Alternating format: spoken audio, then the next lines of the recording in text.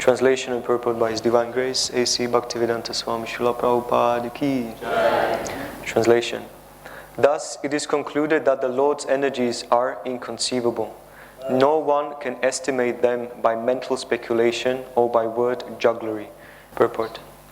A question may be raised as to why a devotee should refrain from identifying an actor, although he knows definitely that the Lord is the ultimate doer of everything. Knowing the ultimate doer, one should not pose himself as ignorant of the actual performer. To answer this doubt, the reply is that the Lord is also not directly responsible, for everything is done by His deputed Maya Shakti, or material energy. The material energy is always provoking doubts about the supreme authority of the Lord. The personality of religion knew perfectly well that nothing can take place without the sanction of the Supreme Lord, and still he was put into doubts by the deluding energy, and thus he refrained from mentioning the supreme cause. This doubtfulness was due to contamination of both Kali and the material energy. The whole atmosphere of the age of Kali is magnified by the deluding energy, and the proportion of measurement is inexplicable. Srila Prabhupada Ki. Om Ajnana Timirandasya Gyananjana Salakayam Chakshurum Militam Yena Tasmai Shri Guruve Namaha. Nama Om Vishnu Padaya Krishna Prestaya Bhutale Srimate Bhakti Vedanta Swami Niti Namine. Namaste Saraswate Deve Gauravani Pracharine Nirvishesha Shunyavadi Paschatya Deshatarine. Jai Shri Krishna Chaitanya Prabhu Nityananda Shri Advaita Gadadhara Shrivasadi Gaura Bhakta Vrinda. Hare Krishna, Krishna Krishna, Hare Hare, Hare Rama, Rama Rama, Hare Hare.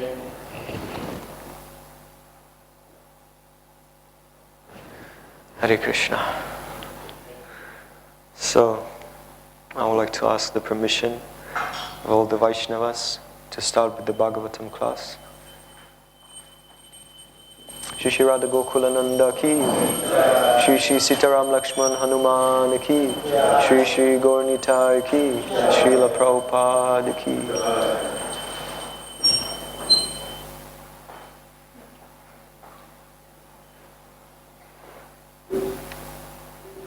Slightly more. Needs to be closed more. The curtains. Yeah, I know, but you can use a pin or something, or just close it properly. Hare Krishna, everyone. So thank you for the opportunity to speak on Srimad Bhagavatam. I would like to seek the permission and blessings of all the Vaishnavas here. Vanchakalpa turupyascha kripa sindhu bhya evacha patitanam pavinebhyo Vaishnavabhyo namo namaha. Anantakoti Vaishnava Vrinda Ki Jai. We can see in this section of Srimad Bhagavatam what actually opulence means. Opulence in a sense of knowledge and understanding. The modern world is very much in turmoil. The modern world is very much in big difficulties. And the reason is that they are not possessing the real knowledge and art of causality. So we can see in this section of Srimad Bhagavatam the discussion between the Dharma, the bull personified, and Maharaj Parikshit. And in this small section, in this conversation, what they're actually discussing is causality. The activity performed and the resulted activity received. And why this is an art? Because if you simply understand the causality presented in the scriptures, in the shastras, what happens, it frees you from from the doubts and frees you from the mental speculation and mental jugglery, and also frees you from being entrapped by the variety of and possibilities and options. What happened, why it happened to me. So in this section of Bhagavatam, Parikshit Maharaj, he possesses this knowledge. Simultaneously, the Dharma personified, he also possesses the knowledge. But yet two great personalities, they have a discussion about why certain things happen in their life, specifically in the life of the bull. How was it possible that the bull, which is a very pure animal, was beaten and harassed by this Kali personified? So it is very interesting, Prabhupada in the beginning of this purport is saying, a question may be raised as to why a devotee should refrain from identifying an actor, although he knows definitely that the Lord is the ultimate doer of everything. So the question is, as Prabhupada was mentioning here, why should a devotee not point fingers? Right? If I know that Daniel did something to me, why should I not say that? Daniel, it's your fault. If someone mess up something, why you should not point fingers that it is the fault of this person? So there are two options. Yes, you can do that, and no, you should not do it. Yes, in a sense that you identify the actor, but you are aloof from developing certain emotions, certain negative emotions in the most times towards that perpetrator, towards that actor. So what does it mean on a practical level? So devotee, as was mentioned by many devotees, devotee, he doesn't identifies or he doesn't struggle with the identity of the agent of his karma, right? All of us, we have certain karma, we have certain karmic reactions. There are certain activities which will happen to us in a due course of time, good or bad. But ultimately, devotee doesn't really hold grudges against his own karma in whatever form it may come, sat yoni janmasu, good or bad. So, devotee is actually aloof of all of these karmic reactions. And many times what happens to us is that even if bad things happen, we always take it as a token of our karma. We take it to a certain degree that Krishna actually took big, massive percentage of whatever bad karma I received, just for my own benefit. And sometimes these so-called negative karmic reactions are actually very much for our benefit, right? Let's kind of dive into Bhagavatam, very famous pastime, all of you know it, the pastime of Dhruva Maharaj. We can identify the first initial perpetrator of the activities which triggered the chain of reactions which ultimately lead to self-realization of Dhruva Maharaj. And even more important than that, he received the shelter of a spiritual master. So let's see in this specific pastime who is actually the perpetrator. So initially, Dhruva Maharaj wanted to sit on the lap of his father, right? So you can say the activity was the desire of some kind of a recognition, desire for some kind of a opulence, desire to be in relationship with someone who's in power. So this may be the initial kind of a catalyst of all these events. Okay, it's a simple desire, right? You want to spend time with your father. But then, and please correct me if I'm wrong, Suruchi or Suniti? Which one was the father of Dhruva Maharaj? Was it Suruchi? Suniti, thank you. So Suniti was the mother of Dhruva Maharaj. And Suruchi was the one who stepped into the whole activity. So she was basically the obstacle of fulfilling the desires. So Dhruva Maharaj wanted to fulfill his desires, and Suruchi, she was the obstacle. So we may ask another question. Who was actually the perpetrator of this specific event? Was it the desire of Dhruva Maharaj? Or was it even stronger desire of Mother Suruchi? So what happened afterwards? Because the king was somehow or another intimately strongly connected with Mother Suruchi rather than Suniti, the mother of Dhruva Maharaj. The desire of the king was inclined to fulfill the desires of Mother Suruchi. So again, a third party entered the game, right? The king. So all these desires accumulated together, and the result was that Dhruva Maharaj, as a strong Kshatriya, with this strong Kshatriya spirit, he said, I will retire to forest. But again, there's another perpetrator or another instruction which came, another Upadesh. This Upadesh came actually from Suruchi, right? The mother of brother of Dhruva Maharaj. And she said, if your desire is strong enough, if you desire to be a king, you need to perform tapasya, a lot of renunciation.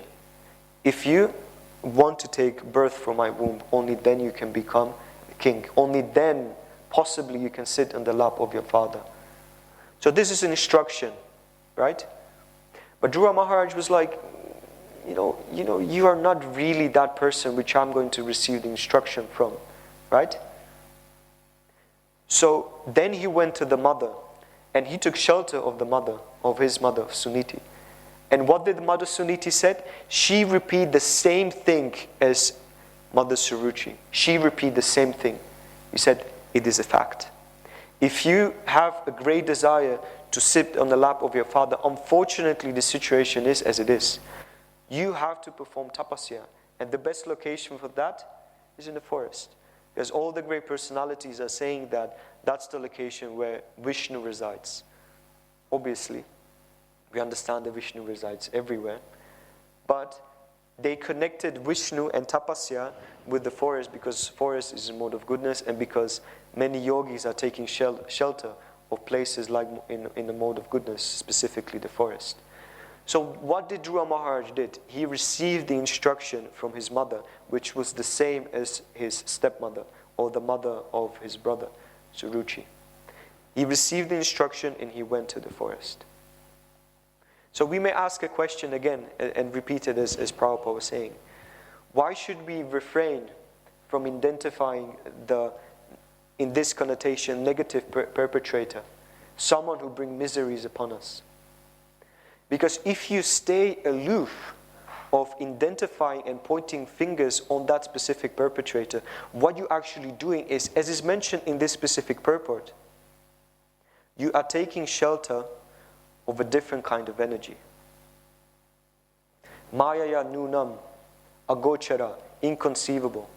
So we know there are many different types of energies, and one of those energies is the internal energy and the external energy. The external energy is the one who covers us and actually gives us impetus to act more in connection with the material desires and the material senses and the material activities.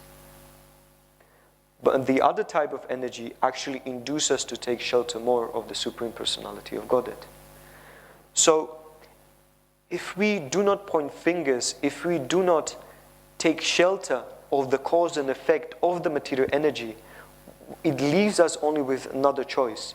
And that is, take shelter of the higher energy and accept whatever comes in our way. So one of the very difficulties in the life of a devotee is actually acceptance. Accepting whatever happens in our life and see that with the higher perspective. Investing more in the jnana chakshush, in the vision of the scriptures. So the world is suffering, coming back to the point, the world is suffering based on lack of this jnana chakshush. The world is suffering based on lack of understanding the causality, the art of causality. Right? In the modern society, and it is mentioned in the Bhagavad Gita, I have this amount of enemies, I have this amount of friends, this amount of money I have, this is the ability I possess, this is the activity which I need to perform to get this sort of result. All of these are material calculations. But a devotee, he understands the inconceivable aspect of karma. He doesn't dive deep into his own karma, but what he does, he takes shelter of para prakriti. So there is apara and para. Apara is the lower nature, para is the higher nature. So in any specific situation that happens in our life, we always have a choice. It's a para choice or apara choice. Para or apara. The choice is always yours. So, one of the other points mentioned in Prabhupada purport is that this doubtfulness was due to the contamination of both Kali and material energy. In this age of Kali, there are many different factors which are very strongly pushing us down, which are very strongly inducing our consciousness to actually take shelter of this material energy. That's why the stronger survives, right? The more higher you are, the more power you have, the more you're in control. And this desire to control is actually why we are here in the first place in the material world. Then Prabhupada continues, the whole atmosphere of the age of Kali is magnified by the deluding energy, and the proportion of measurement is inexplicable. So this is a very interesting sentence. Let me read it again. The whole atmosphere of the age of Kali is magnified by the deluding energy, and the proportion of measurement is inexplicable. So the question may be raised. The whole atmosphere of the age of Kali is magnified. What are those aspects of age of Kali which are magnifying the deluding energy? And we can open it up. Try to give short sentence answers. What do you think is the magnifying aspects of the age of Kali which are magnifying the delusion in this age of Kali? Right? Does it make sense? Mother Jagat Priya, ladies. Sorry. Breaking the four regulative principles. Breaking the four regulative principles, yes. Mother Harika. Lies, deceit, cheating. Cheating propensities, lying. Commodification. Yes. Try to be as specific as you can. Thank you, yes. All correct. Parajana Prabhu. Or, yeah, Parajana, sorry. Desire. Desires. Our desire. Our desires. Okay. Material desires, I assume. Both. Okay. Not respecting God's laws. Could you repeat that, please? Not respecting God's laws. Not respecting the laws of God. Okay, thank you. Having imperfect senses. Having imperfect senses, yes. Vishal Prabhu. Association. Association, yes. Any other points? Media. Okay. So all of these aspects which you mentioned, what they're actually doing, they're creating sort of propaganda, and they're creating shackles which bound you more and more strictly in these modes of material nature. So what happens is that the age of Kali has certain agents. The age of Kali has certain tools. The age of Kali has certain weapons which are sanctified, which are sanctioned by the deluding energy. Right? So what is actually the reason of activities of this deluding energy, of this Maya Shakti? Maya Shakti as such is a devotee. Mentioned many times before, Maya Shakti, she is a Vaishnavi. But she has a specific role, specific mission, right? Like sometimes you move in the beginning days, those you remember, you move into the Bhakta house, right? In the Bhakta house, and then you are under the surveillance of, most of the time, Parama Karuna Prabhu, Niskinchana Chaitanya Prabhu, and different Vaishnavas before that. So what they do is, ultimately, if you have a desire, let's say, move to the Brahmachari ashram, they will test you. They will test how much resolve you have to go back home to the Brahmachari ashram. I'm just kidding. Right? What is your determination to have some higher occupation, to have higher residence?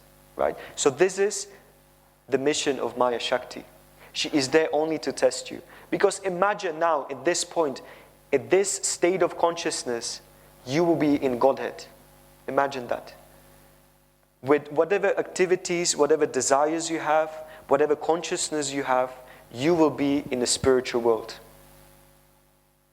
Right? Still with our propensities to enjoy. Still with our material desires.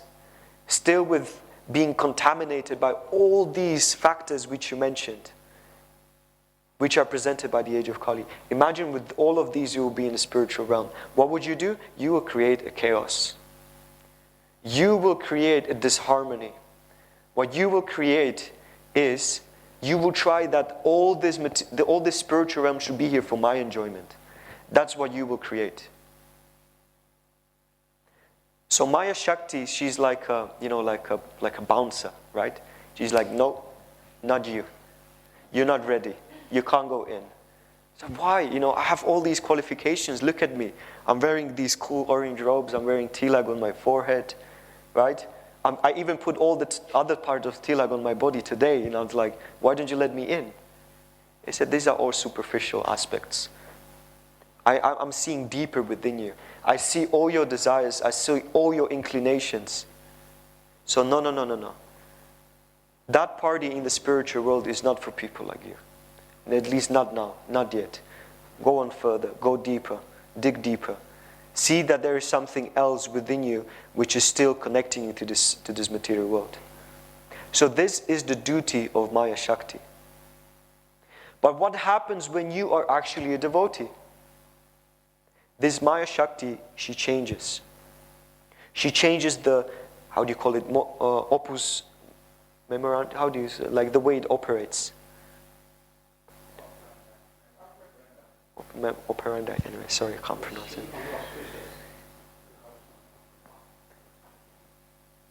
With your correct knowledge, with your correct understanding of the way that this Maya Shakti operates, rather than, she will not humiliate you, but she will teach you.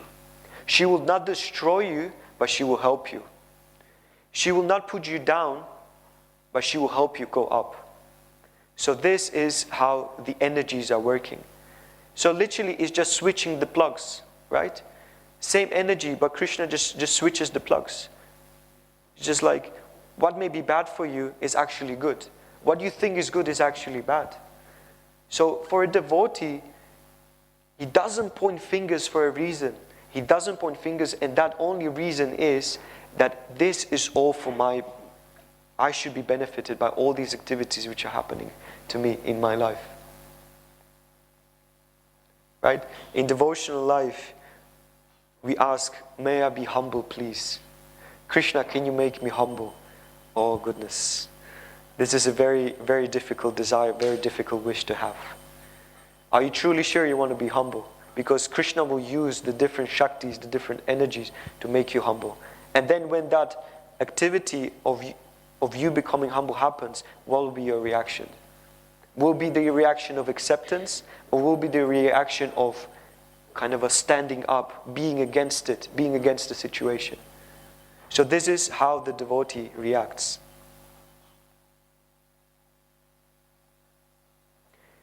The material energy is always provoking doubts about the supreme authority of the Lord, right? One of the most times when I was doubting this whole process was actually on book distribution, on Sankirtan. And at the same time, simultaneously, the result of that doubt was actually that Krishna, in the end, he said, no, I'm actually here with you. So, for those, if you distributed books, that you can see that how Krishna actually seemingly withdraw himself from your life, from that specific occasion, right? I was there on the books. It was raining again, beautiful, wonderful English weather. People were not stopping. Everything was kind of difficult. And then I was questioning Krishna, you know what, I'm here because of you. I'm here because of your pure devotee, because it's his instruction. Ultimately, it's your desire. So I'm here because of you. And what you do, you're not helping. You most likely even forget about me. So what I did, I started becoming angry with Krishna. I was like, look, I'm here because I want to follow your instruction in the Bhagavad Gita. You said that those who preach the knowledge about you, that the most dearest to you, But this is not the way you react with dear people, right? I mean, if someone is dear to me, I want to help him, I want to be with them, I want to, share experiences with them. This is not the way you treat dear people. So why are you treating me like this? So literally there was anger. But then what happened, what Krishna did is that he taught me a lesson. This was in Liverpool. And it was just like random lady came to me. Completely random. I just turned and I saw her. And she just said to me, you have to change the way you look at things. You have to change the way you present yourself. I was just like, what? And then she said, you need to see things differently. And then she just walked away. And I couldn't say anything. I was just struck. And for a few minutes, I was standing in the middle of the center kind of a path where people are walking. And I was just like struck. Like, what just happened? And then I took some time off. I just had to sit down. And then I started contemplating that Krishna has many different mediums to teach you. Krishna has many different ways to deliver a message. Sometimes we beg to be better. Sometimes we beg to know the answers. But sometimes Krishna has a different path for you. And the real question is, do you have the vision? Do you have the intelligence to actually see that this is the information, this is the message from Krishna? Right? So we're asking for humility. And when that situation comes, then we are angry. We are not developing humility, we are developing anger. So we can see in this section of Srimad Bhagavatam, the cow was beaten, the bull was beaten, Kali was performing this horrendous activity on these innocent animals. Maharaj Parikshit entered this whole situation, and he started protecting the bull, he started protecting the cow. He was fighting with the Kali personified. So we can ask, what was the reason of all these activities? What was the reason that the cow and the bull was beaten? You know what was the reason? This situation, at this point, this time. This Bhagavatam is the reason. And again, what is the reason? The reason is that this message is delivered to you. The message of art of causality is delivered to you. That was the reason. Krishna is using different mediums, different actors, different situations to deliver the message. Srimad Bhagavatam is the message. So the bull and the cow and the Kali and Parikshit Maharaj were all actors which are acting for you. For you, in a sense, to deliver a specific message so you can learn from it and go back to Godhead. Simple as it is. So this is the reason of Srimad Bhagavatam. Krishna, he has his pastimes. Krishna has his fun.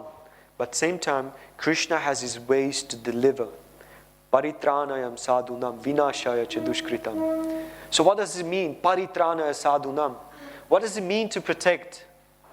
Does it mean to always to come with the sword, to come with the mace, to come with the claws, to come with the tusks? Does it only mean that?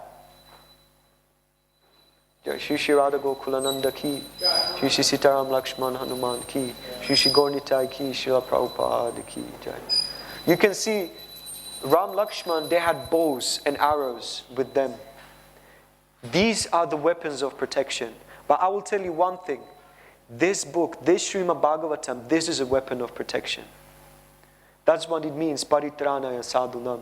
To protect the Vaishnavas, to protect the innocent, is to study, read, present, contemplate, and share Srimad Bhagavatam. That's what it actually means. So all these activities which are happening, all these sections of Srimad Bhagavatam which are taking place are for our protection. Right? How could be Dharma personified? Kind of a bewildered. Someone who understands the all ins and outs of all the situations happening in the world. There's someone who judges your activities. Dharma personified. Is bewildered.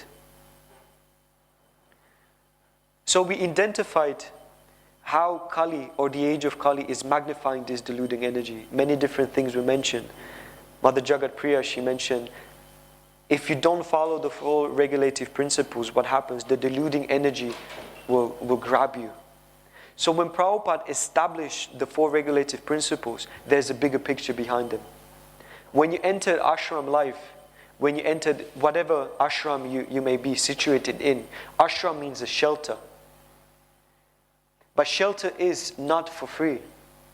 It never is. Shelter means, do you truly want to be sheltered? If you truly want to be sheltered, then you will be following these principles of regulative principles of freedom. That's what Prabhupada says, right? Regulative principles of freedom. And there's an interesting aspect to it. How can you put in one sentence regulation and freedom? Right? Regulation and freedom. Right?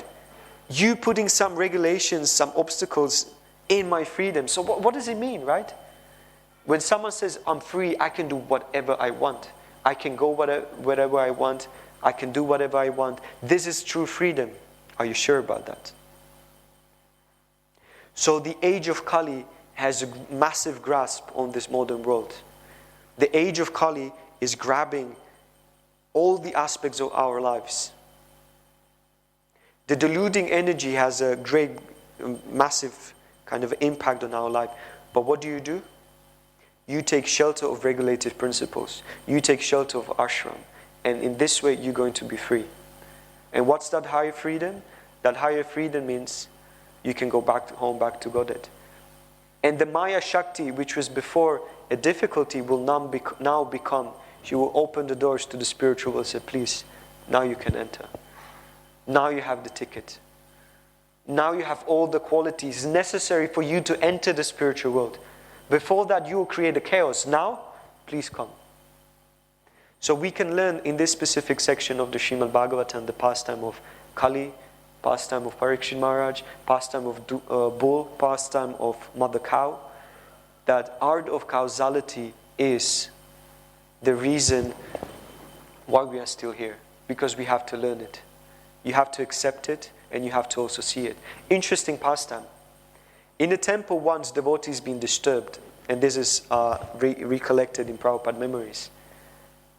And you know what Prabhupada did? Prabhupada entered the temple, he observed the situation, and then he understood the result. Why actually people are disturbed, why devotees are disturbed. And you know what he did? He asked for the cook. He said, bring me the cook. He observed the cook, he eaten the prasadam of the cook, and he said, he's the reason. The consciousness of this cook is the reason why there's a strife, why there are difficulties in this temple. Change him. So pure devotee has a vision. A pure devotee has understand the art of causality. He understands that all these manifestations, these gross manifestations within us, there's a cause to it. There's a reason why we're acting in a certain way. What is that reason? Many different reasons. So whatever gross we're manifesting in our life, whatever activities we perform, we should be 100% sure there's a thought behind it. There's a will behind it. There's an idea behind it. So there's a proverb, I think Chinese proverb, and many of you definitely heard it before, because it's quite popular, right? Be aware of your thoughts, because they will become your words. Be careful of your words, because they will become your activities. Be careful of your activities, because they will become your habits. And be careful of your habits, because they will determine what kind of a life you will have. Right? It is said in this age of Kali, you will be only receiving the results of the activities if you actually perform them physically. Only if you physically perform activity, you will receive the reaction. The karma will be due to that activity which you perform. But devotees understand that we will go even subtle, we will go even deeper than that. Where's that activity comes from? It comes from desire. It comes from a thought. It comes from a will. It comes from somewhere which is subtle, and it manifests to a gross level. So a devotee has a vision. Devotees can see, and this is the mission of Guru. This is how Guru acts. You may make a subtle movement, something so small like just chucking a book, closing a book. And Guru said, this is disrespect. You are disrespectful. Where is it coming from? I think I mentioned this before. Once a devotee haven't really offered obeisances to Prabhupada, Prabhupada said, this is the beginning of his fall down. Small thing. Small thing. Are you sure it's a small thing? So there is a cause and there is an effect in this material world. And it's only up to you if you understand it and if you live by it and if you implement it in your life. So this pastime is the pastime of contemplation of causality. Where is it coming from? Is it the reason material nature? Is the reason God? Am I in the reason? Who's the reason of me being punished? Right? So think about it next time. Whatever happens to you in your life, what is the reason behind it? And as a devotee, we are obliged to go deeper. Srila Prabhupada ki, Grantaraj Srimad Bhagavatam ki. Hare Krishna. If there are any points, questions, feedback, please.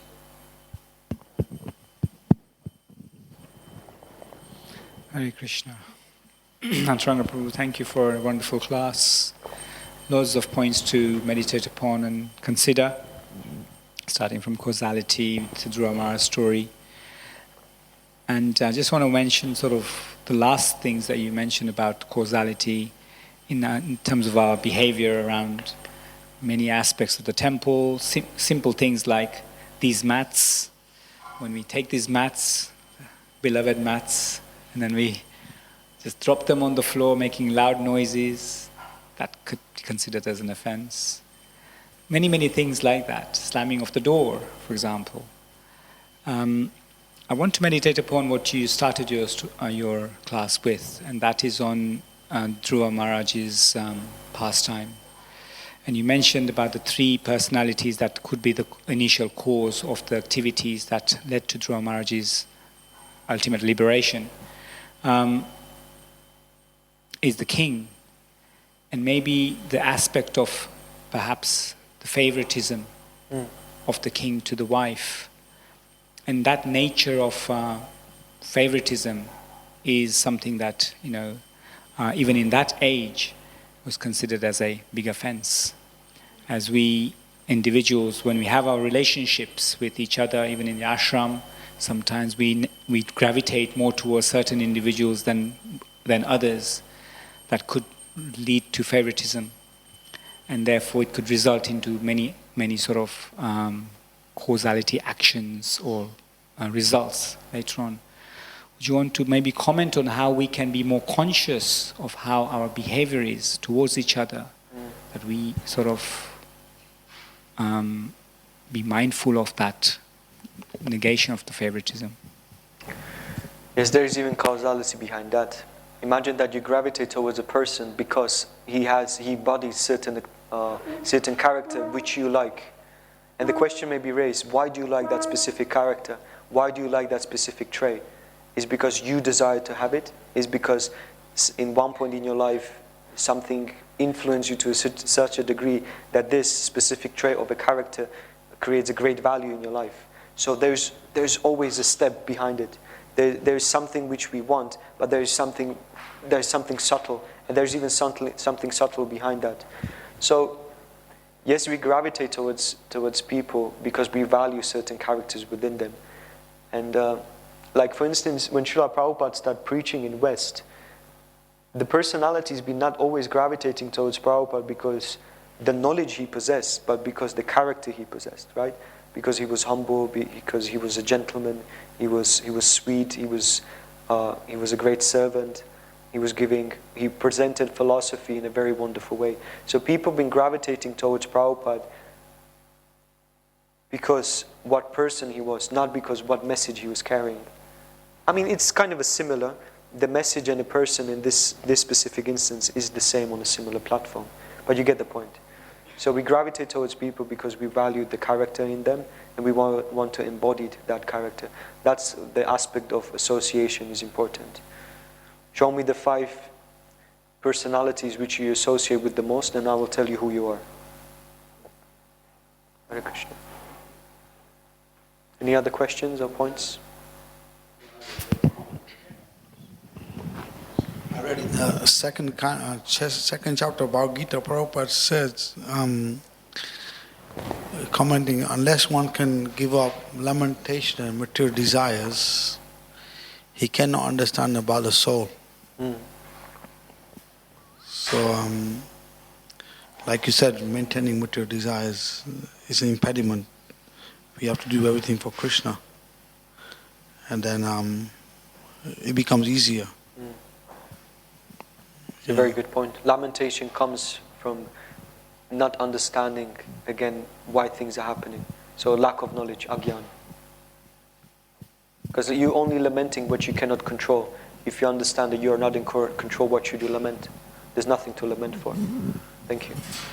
Yen Prabhu? Hare Krishna, Antaranga Prabhu. Thank you so much for that wonderful class. It was just based on when you were talking about Maya and the illusory energy and how she kind of, because she's a devotee, she's a bhaktin, so she's trying to serve the Lord by doing these particular things to us. Mahatma Prabhu just released a video, I think 2 days ago or a day ago, and the video is entitled, "When Maya beats you, it means that Krishna loves you." And I was just reflecting on that based on the situation you're talking about, like with you when you were like chastising Krishna, because I just had an instance where a few days ago I went to the altar and I was standing there and I was like, Krishna, I'm suffering with all these things right now, I'm being affected, and you're just standing there smiling, and you're not doing something about it, do something about it. And then the video came up, this video, and so and he was highlighting that because we're taken to devotional service, it said that as soon as we start chanting the names of Krishna, we're going back home. And Maya is a devotee, so she's rendering service and she's helping us. Because at times you look at Maya in such a morbid way. I mean, back to Notakur says Maya is a witch, so it looks at it in a morbid way. But then Mama Prabhu was presenting this avenue of looking at, and you mentioned it as well in your class, which I really loved, that Maya is trying to teach us the things that we need to avoid so we can focus on Krishna more. How to calculate our situations so we don't land in the same traps that have been putting us in that illusory mood throughout, so that we can be able to focus more on Krishna. So it's really a nice video, 4 minutes. I suggest everyone can watch it. It's powerful, but it's really supporting that point. But thank you for that point. Writing it so nicely, or saying it so nicely. Thank you. Yeah, once there was an artist who was asked, he just had like a piece of marble in front of him, and he said, how do you do this? How do you create such a wonderful masterpieces? So all I do, I just take a chisel and a small hammer, and I take everything out which is just not the statue which I have in my head. I just take everything out which is not that what I desire. Let's say he desires, build an elephant. So I just take everything which is not an elephant. What's the difficulty? So that's what Maya does. She just takes everything away which is not purely Krishna conscious. Prajna Prabhu.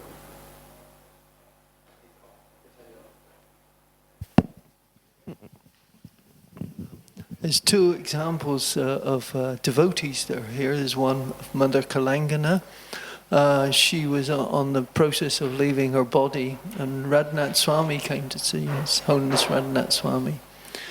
And when she saw him, she immediately jumped to a real basin.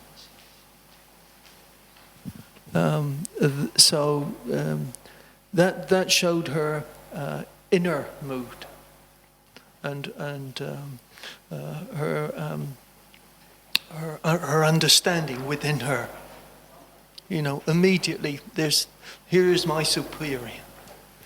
I must bow down to him. And the other one was Jivapati, the Pujari here for 45 years, something like that. And he was asked by somebody who was doing the transfers, Jiva Prabhu, could you, because you have regular sort of offerings, don't you? Oh, can you save me this and that? And he said to this person who was in training, actually, what do you think this is, a cafe?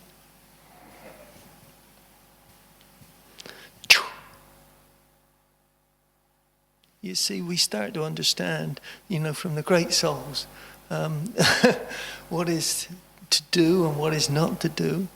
That's for certain. So these are very interesting sort of reflections that I've been told about in past times. So anyway, what a saying. Okay, thank you. Thank you for that.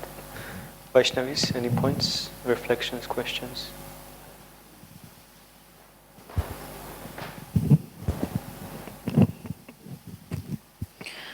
Hare Krishna Prabhuji, thank you for an amazing class.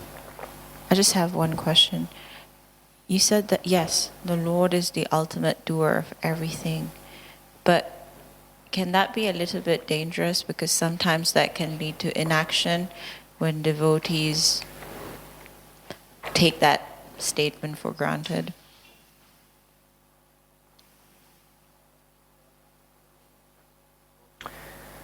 Knowing the ultimate doer, one should not pose himself as ignorant of the actual performer.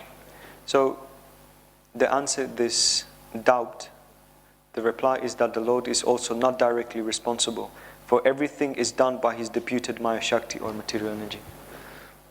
Which means that he creates the law, but he's not responsible for you acting within that law. Just like if you, rob a bank and then you go to Queen that it's your fault. She's like, what do you mean? Well, you created the law, I break it, but it's your fault because you created the law. It doesn't make sense. So the Queen, she kind of sustains the law, but it's your own choice to break it, just like it was your choice to be in this material world, like it's our choice. He created the law, but it's your choice to follow it or not follow it. Thank you. Gauranga. Amala Purana, Grantara, Srimad Bhagavatam ki, Srila Prabhupada ki.